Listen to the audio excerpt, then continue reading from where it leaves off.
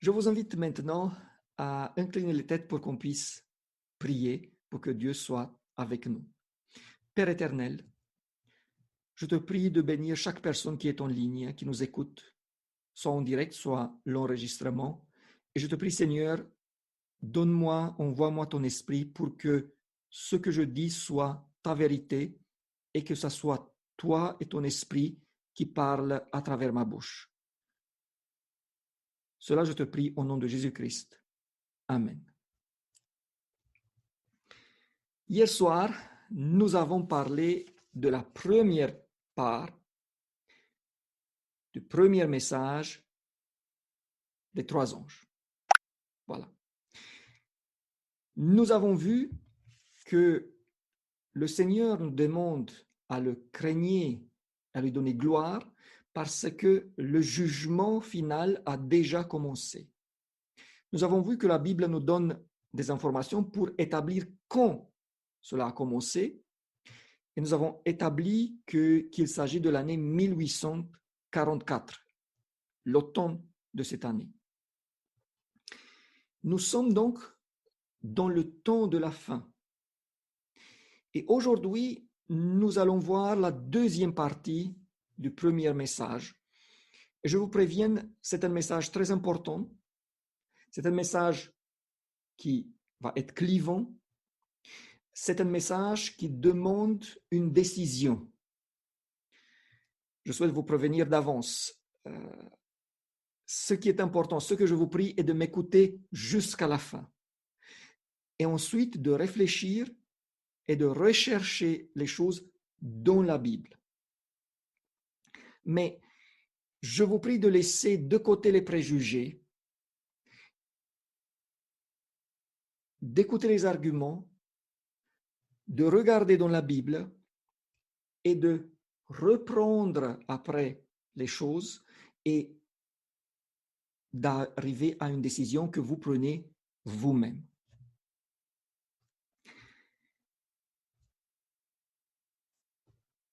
Je ne peux pas assez insister par rapport au fait que cette présentation de ce soir est particulièrement importante. Vous allez voir que les implications sont majeures.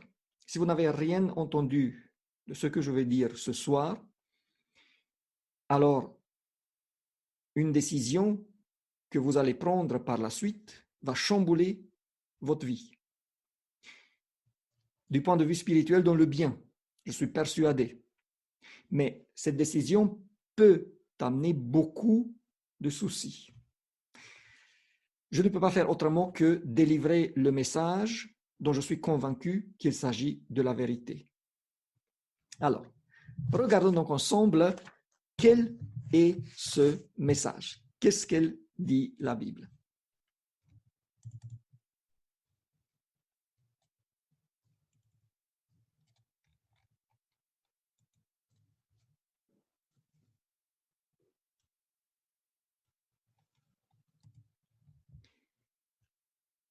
Adorez celui qui a fait le ciel et la terre et la mer et les sources d'eau. Apocalypse 14, le verset 7. Nous avons vu déjà hier soir que ce qui compte dans ce premier message est l'argument pourquoi il faut adorer. Pourquoi il faut craindre, pourquoi il faut donner la gloire, mais dans ce cas-là, pourquoi il faut adorer Dieu. Quand nous lisons donc la phrase, l'argument, celui qui a fait le ciel et la terre et la mer et les sources d'eau, à quoi font référence ces mots? Bien sûr, à la création, au moment de la création. Vous allez me dire peut-être, ce n'est pas grand-chose en tant que chrétien de parler de la création. Mais j'affirme, oui, c'est une grande chose. Dans une période où une minorité des gens dans le monde croient encore dans une création du monde en 6 jours, comme l'affirme la Genèse, l'implication de ce message est importante. Et vous allez voir par rapport au premier message des 3 anges que cette implication est encore plus grande. N'oublions pas qu'il s'agit du message principal du livre de l'Apocalypse, le message principal pour le temps de la fin. Alors, quelle est la place du souvenir de la création dans ce contexte? Je l'ai dit déjà, l'adoration représente la pomme de la discorde depuis que le péché a pénétré dans l'univers. La guerre dans le ciel a commencé avec la prétention de Satan de recevoir lui-même l'adoration qui appartient à Dieu. D'ailleurs, demain soir, je vais présenter ce conflit entre le bien et le mal d'une manière beaucoup plus large. C'est pour ça que ce soir, je n'insiste plus là-dessus. Mais nous devrions être au courant que la prétention, que le souhait de Satan est de justement recevoir lui l'adoration. Et s'il a été chassé, s'il a été éloigné du ciel, ça ne veut pas dire qu'il a renoncé à cette prétention. Bien le contraire. Une fois qu'il a fait l'homme tomber dans le péché et qu'il a instauré sa gouvernance sur la terre, il considère que l'adoration lui revient de droit. Regardez, s'il vous plaît, avec moi, ce qu'il dit à Jésus quand il était avec lui dans le désert.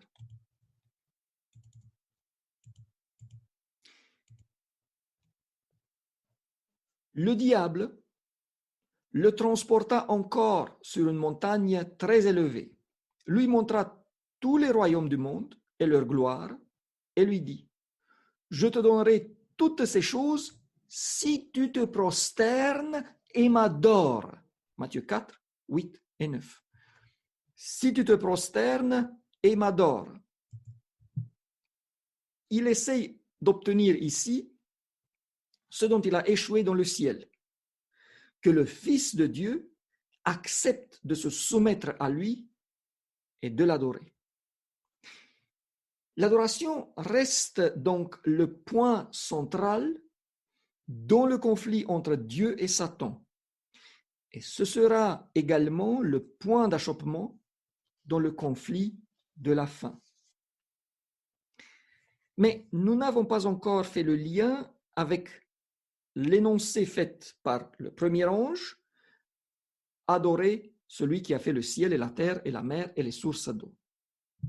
Alors, je vous invite maintenant de regarder une scène, toujours dans l'Apocalypse, où nous allons voir comment l'adoration est pratiquée au ciel, comment les êtres célestes adorent Dieu. Apocalypse 4, 10 et 11. Les 24 vieillards se prosternent devant celui qui est assis sur le trône et ils adorent celui qui vit au siècle des siècles. Ils jettent leur couronne devant le trône en disant, « Tu es digne, notre Seigneur et notre Dieu, de recevoir la gloire et l'honneur et la puissance, car tu as créé toutes choses, et c'est par ta volonté qu'elles existent et qu'elles ont été créées. Tu es digne de recevoir la gloire et l'honneur, car tu as créé toutes choses. » Observez, s'il vous plaît, comment la louange, la vraie louange, parce qu'il s'agit ici du ciel, se manifeste exactement par l'évocation de la création. Dieu est digne d'être loué, d'être adoré, parce qu'il est le Créateur. Et le premier ange de l'Apocalypse invite les humains de faire la même chose, adorer Dieu, car il est le Créateur. Et peut-être que vous allez me poser la question, mais qu'est-ce qu'il faut faire exactement? Est-ce qu'il faut qu'on s'agenouille et que nous répétons ces mots-là que nous venons de lire? Il y a beaucoup de gens qui chantent, qui disent « À Dieu soit la gloire, loué sois-tu Seigneur ». Mais nous devons avancer pour voir quel est le lien entre l'adoration et la création. Et là, je vais évoquer un texte qui est très important dans ce contexte. Le prophète Ésaïe, inspiré par Dieu, exprime une vérité fondamentale dans ce contexte. Des mots qui seront d'ailleurs cités par Jésus plus tard. Alors, regardons s'il vous plaît Ésaïe 29, le verset 13. Le Seigneur dit, « Quand ce peuple s'approche de moi, il m'honore de la bouche et des lèvres, mais son cœur est éloigné de moi et la crainte qu'il a de moi n'est qu'un précepte de tradition humaine. »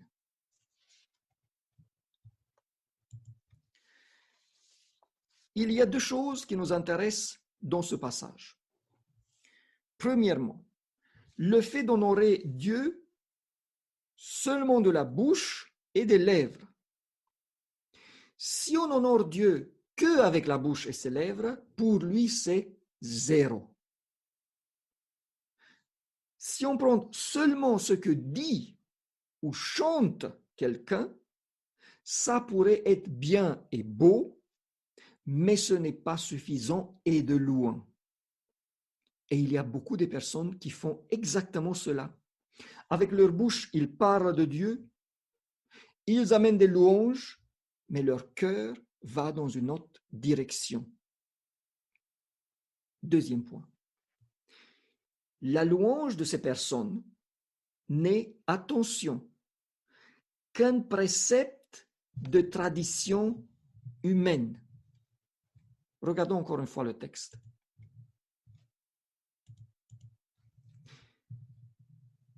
Il m'honore de la bouche et des lèvres, mais son cœur est éloigné de moi. Et la crainte qu'il a de moi n'est qu'un précepte de tradition humaine. S'il vous plaît, soulignez 3 fois cette phrase, précepte de tradition humaine. Faites un signe dans vos Bibles, parce que ce passage est extrêmement important. Ésaïe nous présente ici des personnes qui ont un discours parfait, qui affirment louer et glorifier Dieu, l'adorer. Permettez-moi de vous dire, il y a beaucoup des églises, et dans les églises, beaucoup de personnes qui font cela. C'est pour ça que c'est tellement important. Donc ces personnes-là affirment agir dans le nom de Dieu, mais en réalité, ils n'obéissent pas à Dieu, mais à des commandements d'origine humaine, préceptes de tradition humaine. Je n'ai pas assez de mots pour souligner l'importance de ce passage, parce que ici, nous avons la définition, ni plus ni moins que la définition de la fausse adoration. Voilà. Et nous allons en revenir plus tard. Et n'oubliez pas, ce passage montre quelle est la fausse adoration et comment on adore Dieu d'une manière qui n'est pas acceptable pour lui, alors que les gens peuvent sincèrement y croire, sauf que ils obéissent des préceptes de tradition humaine. Et Dieu n'accepte pas ça. Un exemple. Nous aimons beaucoup, si nous sommes des parents, que nos enfants viennent et nous disent « Maman, papa, je t'aime tellement ». Et parfois, ça nous arrive de leur dire « Ok, mais si tu m'aimes, pourquoi tu ne m'obéis pas ?» C'est la même chose avec Dieu. Il nous dit « Si tu m'aimes, si tu dis que tu m'adores, alors pourquoi tu ne m'obéis pas? Pourquoi tu n'observes pas mes commandements? Pourquoi tu obéis plutôt à des préceptes humains? » Mettons les mots d'Ésaïe à côté de ce que dit Jésus en Jean 14, le verset 15. Le Seigneur dit, quand ce peuple s'approche de moi, il m'honore de la bouche et des lèvres, mais son cœur est éloigné de moi, et la crainte qu'il a de moi n'est qu'un précepte de tradition humaine. Et Jésus dit, si vous m'aimez, gardez mes commandements. Si vous m'aimez, gardez mes commandements. Observons-nous la différence entre les deux? Aimer Dieu, l'adorer, ça veut dire observer et garder ses commandements à lui. Par contre, ceux qui le font que à l'extérieur vont garder des commandements humains. Dans ce tableau que je vous ai montré, nous avons la vraie adoration face à la fausse. Nous avons l'adoration qui est offerte à Dieu et l'adoration qui va en réalité vers quelqu'un d'autre. Et là, nous sommes à un point d'une importance majeure. Nous avons le message du premier ange qui demande l'adoration avec l'argument que Dieu est le créateur. Nous avons Dieu qui dit que la vraie adoration se manifeste à travers l'obéissance de ses commandements à lui, alors que la fausse adoration se manifeste à travers l'obéissance des commandements humains. Est-ce qu'il y a un lien maintenant entre l'adoration, les commandements et la création?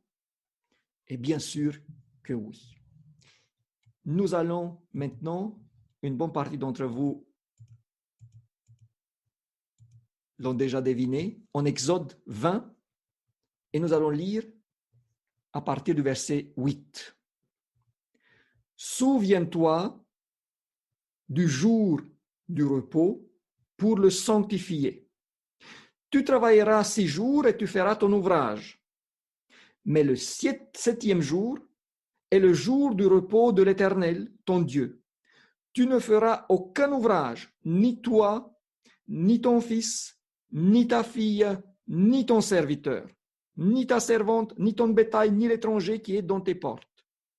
Car en 6 jours, l'Éternel a fait les cieux, la terre et la mer, et tout ce qui est contenu, et il s'est reposé le 7e jour. C'est pourquoi l'Éternel a béni le jour du repos et l'a sanctifié.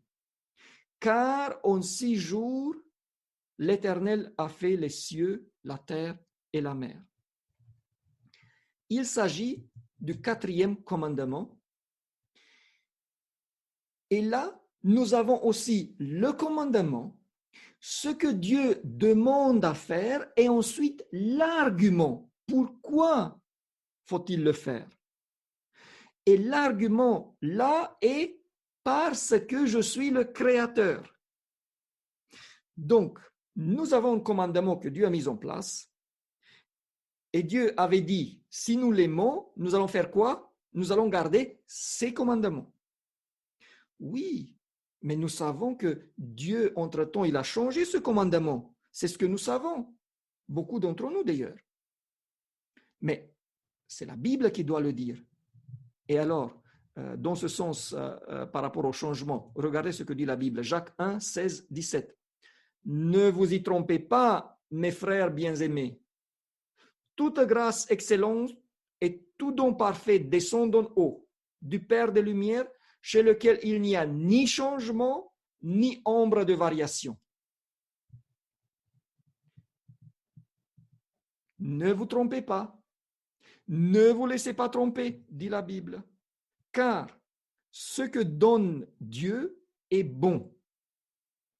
Et lui, il ne change et il ne varie pas. C'est Dieu qui le dit. Analysons un peu cela. Donc Dieu fait quelque chose de bien et parfait. À la fin de la création, il a dit tout était bien.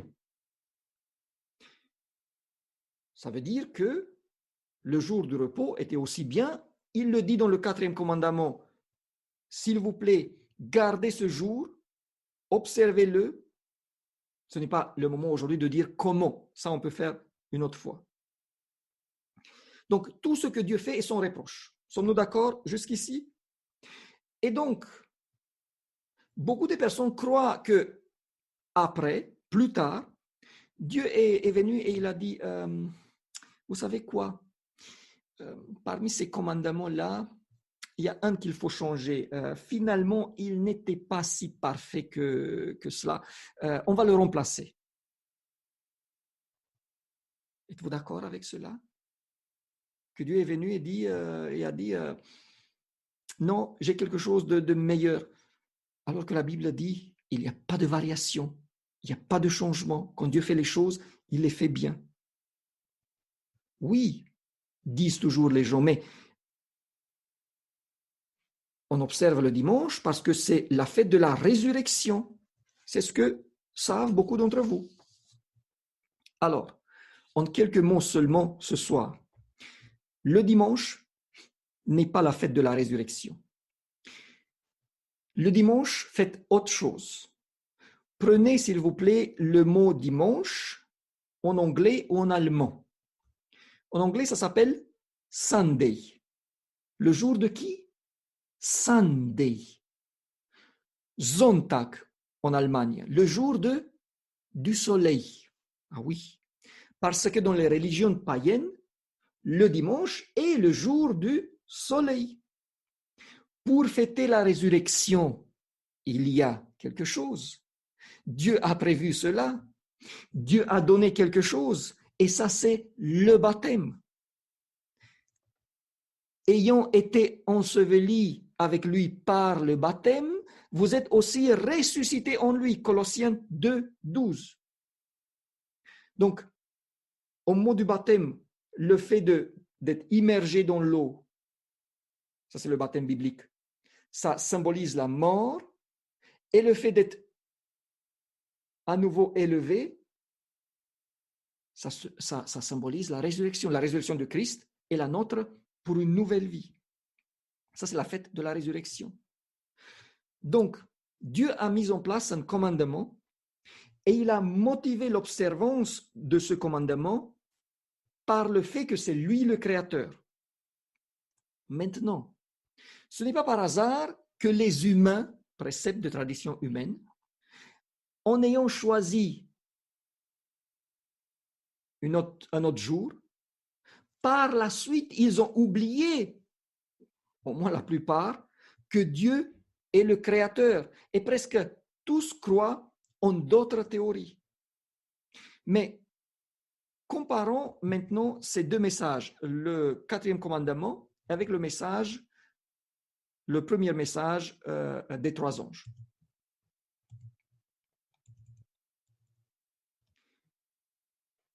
Souviens-toi du jour du repos pour le sanctifier. Tu travailleras 6 jours et tu feras tout ton ouvrage, mais le 7e jour est le jour du repos de l'Éternel, ton Dieu. Tu ne feras aucun ouvrage, ni toi, ni ton fils, ni ta fille, ni ton serviteur, ni ta servante, ni ton bétail, ni l'étranger qui est dans tes portes. Car en 6 jours, l'Éternel a fait les cieux, la terre et la mer et tout ce qui est contenu. Et il s'est reposé le 7e jour. C'est pourquoi l'Éternel a béni le jour de repos et l'a sanctifié. Et en Apocalypse 14, adorez celui qui a fait le ciel et la terre et la mer et les sources d'eau. Le 4e commandement et le message du premier ange, la deuxième partie de ce message, présente une demande de la part de Dieu et les deux demandes sont argumentées. Et comme par hasard, l'argument est le même. Car en 6 jours, l'Éternel a fait les cieux, la terre et la mer et tout ce qui est contenu. Celui qui a fait la terre, le ciel, la terre, la mer et les sources d'eau. Est-ce qu'il est visible pour tous que l'argument est le même, l'argument pour le 4e commandement et l'argument pour le message du premier ange? Dans ce cas-là, nous pouvons passer aux conclusions. Le message du premier ange, dans sa deuxième partie, nous demande d'adorer Dieu. la vraie adoration, nous l'avons vu, se manifeste à travers l'obéissance. À travers l'obéissance de ses commandements à lui, à Dieu. L'argument concernant l'adoration qui doit revenir à Dieu est le fait que lui, c'est le Créateur. Et le commandement qui rappelle aux humains que Dieu est justement le Créateur est le 4e commandement. Celui qui dit qu'il faut observer le jour du repos, le jour de sabbat. En conséquence, le message du premier ange invite les humains à adorer le Créateur à travers l'observance du 4e commandement du sabbat biblique. Ce commandement que Dieu n'a jamais changé. Si vous voulez, vous pouvez demander une étude par rapport à cela. Il y a beaucoup de textes dans la Bible. Nous avons des preuves dans l'Ancien Testament, nous avons des preuves dans le Nouveau Testament. Aujourd'hui, j'ai fait une démonstration à nouveau courte. J'espère qu'elle était claire. Mais j'attire l'attention sur le point suivant. Est-ce que, selon vous, ça peut être un hasard que dans le temps de la fin, Dieu demande aux humains de manifester leur adoration envers lui en tant que créateur à travers le 4e commandement du décalogue, des 10 commandements, et que c'est justement ce commandement qui a été changé? Est-ce qu'il est possible que ce soit un hasard? Non. Nous avons affaire avec une guerre. Et quelqu'un a voulu que ce commandement soit changé. Il a voulu que les humains observent des préceptes de tradition humaine et qu'ils honorent le Seigneur seulement avec leur bouche. Vous allez voir d'ailleurs, quand nous allons étudier les messages du 2e et du 3e ange, que le 4e commandement, Dieu l'a prédit il y a 2000 ans, est vraiment dans le centre de la dernière guerre qui aura lieu sur la terre et que les implications sont vastes et majeures. Et maintenant, avant d'arriver à la fin, je peux vous dire que parce que ce que j'ai fait ce soir a été de démontrer quel est le jour qu'il faut observer.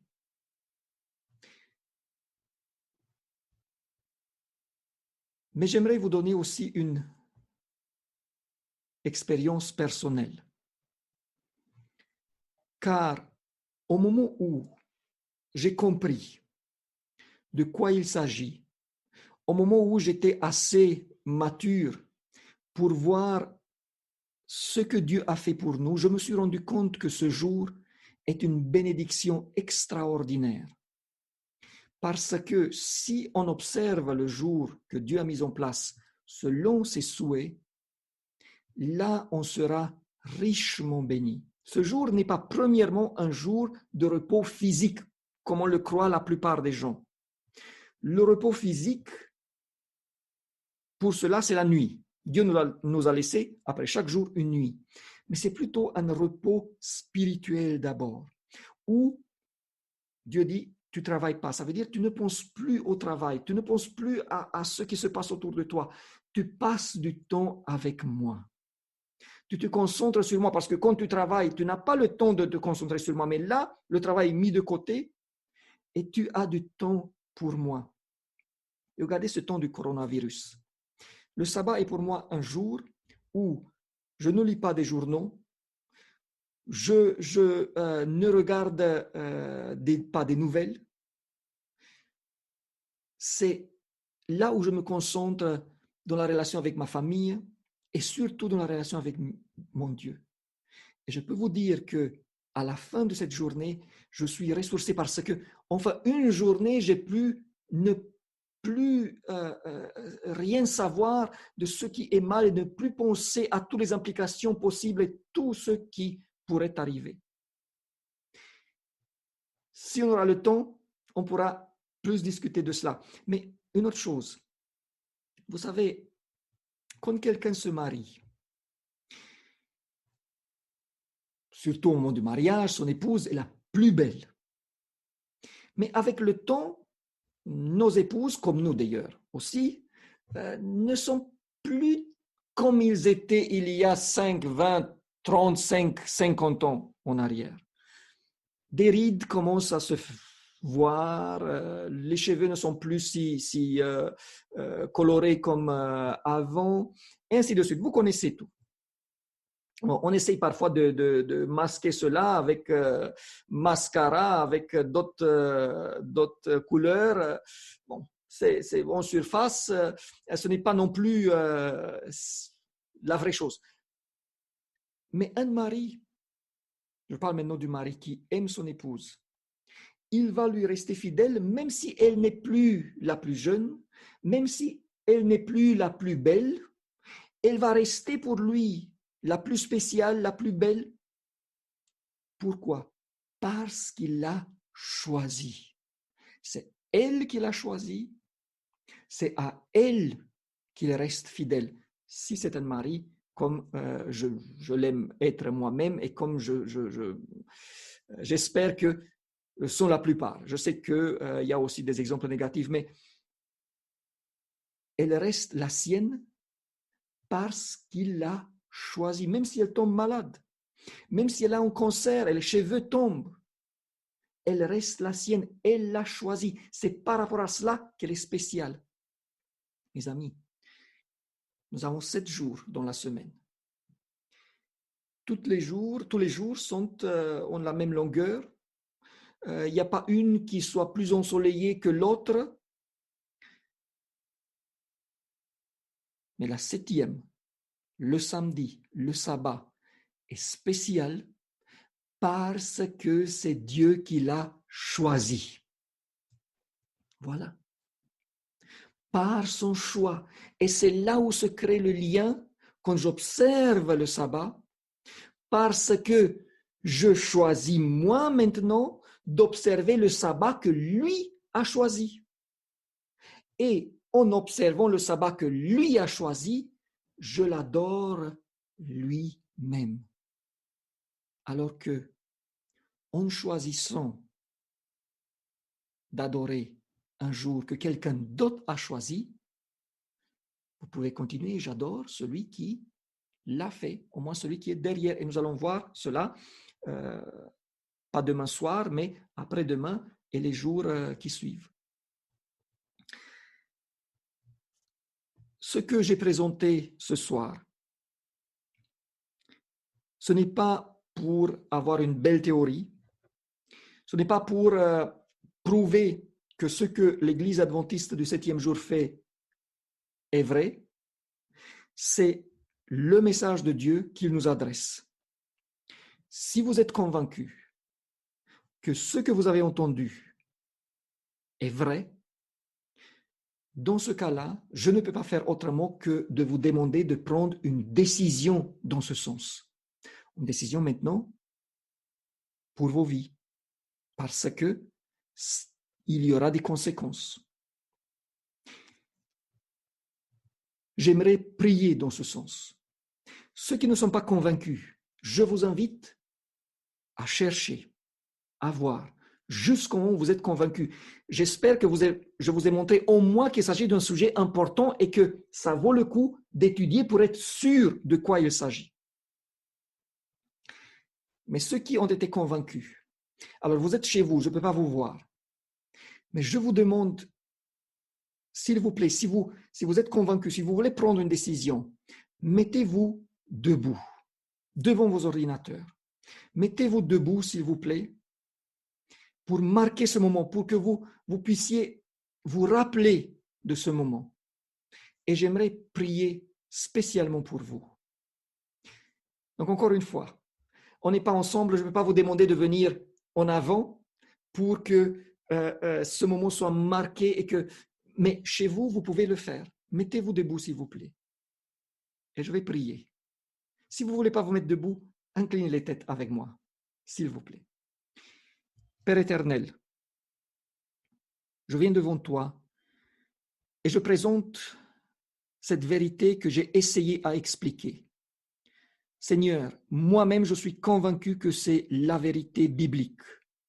Je te prie, Seigneur, fais en sorte que tous ceux qui nous ont écoutés, qu'ils soient convaincus par ton esprit, non pas par moi. Ceux qui ne sont pas encore convaincus, donne-leur le désir de se pencher sur la Bible, de chercher et de trouver quelle est la vérité. Ne laisse personne, Seigneur, se laisser tromper par qui que ce soit. Je te prie, Seigneur, pour ceux qui ont été convaincus ce soir. Sois avec eux. Il y a des personnes qui se sont mis debout, Seigneur. Laisse ton esprit tomber sur elles et fais en sorte que la décision qu'ils ont prise aujourd'hui, qu'elle soit durable. Seigneur, je sais que ce n'est pas facile de faire un changement radical, mais je sais que c'est ce que tu souhaites et je sais que des bénédictions vont suivre. Je sais que à long terme, personne ne va regretter d'avoir pris la bonne décision. Je te prie, Seigneur, fais en sorte que les décisions qui sont prises ce soir, qui sont prises par ceux qui regardent l'enregistrement, qu'elles soient durables et que ces personnes se donnent à toi. Au nom de Jésus, je te remercie parce que je sais que tu veux nous écouter, Seigneur. Amen.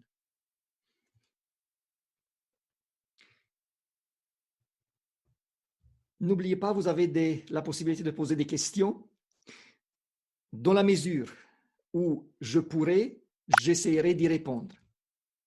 N'oubliez pas que vous avez un lien à travers lequel vous pouvez demander à voir des livres en format électronique. D'ailleurs, le livre La tragédie des siècles est un livre qui explique un peu plus en détail et un peu plus à la longue ce que moi aussi j'essaie d'expliquer pendant cette semaine. Je vous recommande ce livre vivement. Mais vous pouvez aussi demander des études bibliques. Si quelqu'un veut faire une alliance avec Dieu par un baptême, par immersion, vous pouvez demander des études par rapport à cela. N'hésitez pas à faire part de vos demandes et j'essaie de ne pas trop dire, mais j'espère que chaque personne qui fait une demande sera contactée dans une semaine ou au plus tard dans 2 semaines. On a mis en place des équipes pour faire cela. Si après 2 semaines, vous avez fait une demande, après 2 semaines, il n'y a aucune réponse, s'il vous plaît, quelque chose n'était pas OK, renvoyez une demande, renvoyez un email parce que dans ce cas-là, c'est de notre faute, rappelez-le nous. Mais normalement, on va essayer de répondre à vos demandes et à vous proposer de vous accompagner selon les possibilités que nous avons et selon les demandes que vous faites. Demain soir, nous allons voir ensemble la grande controverse entre le bien et le mal, parce que le dernier conflit est le point culminant de cette dernière controverse et cette présentation va nous préparer pour la suite, parce que après-demain, nous allons entrer dans le sujet avec le 666. Jusque-là, je